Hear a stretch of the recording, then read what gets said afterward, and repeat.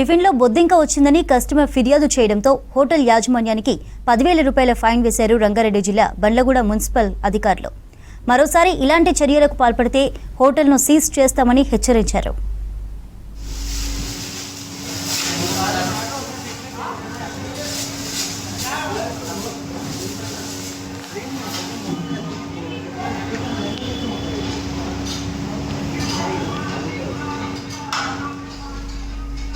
రంగారెడ్డి జిల్లా Bandlaguda Jagir municipal corporation Hyder Shah కోట్లోని Ajanta tiffin సెంటర్లో నరసింహరావు టిఫిన్ చేస్తుండగా అందులో ఓ బొద్దింక బయటపడింది.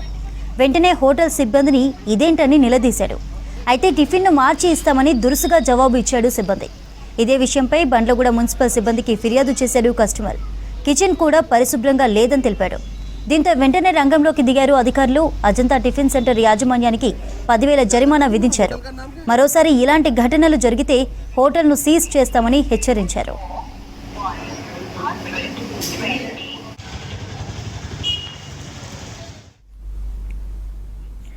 టిఫిన్లో బొద్దింక వచ్చిందని కస్టమర్ ఫిర్యాదు చేయడంతో హోటల్ యాజమాన్యానికి 10,000 రూపాయల ఫైన్ వేశారు రంగారెడ్డి జిల్లా బండ్లగూడ మున్సిపల్ అధికారులు.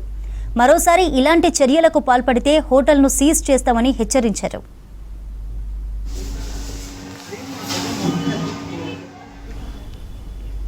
రంగారెడ్డి జిల్లా బండ్లగూడ జాగీర్ మున్సిపల్ కార్పొరేషన్ హైదర్ షా కోట్లోని అజంతా టిఫిన్ సెంటర్లో నరసింహరావు టిఫిన్ చేస్తుండగా అందులో బొద్దింక బయటపడింది. వెంటనే హోటల్ సిబ్బందిని ఇదేంటని నిలదీశాడు. అయితే టిఫిన్ను మార్చి ఇస్తామని దురుసుగా జవాబు ఇచ్చాడు సిబ్బంది.